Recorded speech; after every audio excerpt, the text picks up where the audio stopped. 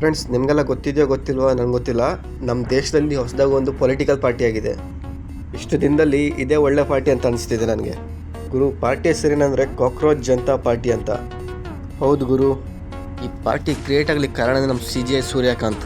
ಈಗ ಒಂದು ಕ್ಲಿಪ್ಸ್ ಹಾಕ್ತೀನಿ, ನೋಡ್ಕೊಬನ್ನಿ. There are youngsters like cockroaches. They don't get any employment. They don't have any place in profession. Some of them become media. Some of them become social media. Some of them. ಅವ್ರು ಹೇಳಿದ್ದೇನಂದರೆ, youngsters are like a cockroach, they enter the media and attack the system. ಅವ್ರು ಹೇಳಿರೋ ಈ ಮಾತಿಗೆ social ಮೀಡಿಯಾದಲ್ಲಿ ಒಂದು political ಪಾರ್ಟಿನೇ ಕಟ್ಕೊಂಡ್ಬಿಟ್ಟಿದ್ದಾರೆ. ಯಾರು ಕೆಲಸ ಇಲ್ಲದೆ ಖಾಲಿ ಕೂತ್ಕೊಂಡಿರ್ತಾರಲ್ಲ, ಅವ್ರೇನು ಮಾಡ್ತಾರಂದರೆ ಸೋಷಿಯಲ್ ಮೀಡಿಯಾದಲ್ಲಿ ಕಾಂಟೆಂಟ್ ಮಾಡ್ತಾರೆ ಮತ್ತು ಸಿಸ್ಟಮ್ ಮೇಲೆ ಅಟ್ಯಾಕ್ ಮಾಡ್ತಾರೆ ಅಂತ ಹೇಳ್ತಾ ಇದ್ದಾರೆ. ಅಲ್ಲ, ಯಾವ ಸಿಸ್ಟಮ್ ಬಗ್ಗೆ ಅವ್ರು ಮಾತಾಡ್ತಾ ಇದ್ದಾರೆ ಅಂತ ನನಗೆ ಗೊತ್ತಾಗ್ತಾ ಇಲ್ಲ. ಇಲ್ಲಿ ನೀಟ್ ಎಕ್ಸಾಮ್ ಪೇಪರ್ ಪ್ರತಿ ವರ್ಷವೂ ಕೂಡ ಲೀಕ್ ಆಗ್ತಿದೆ.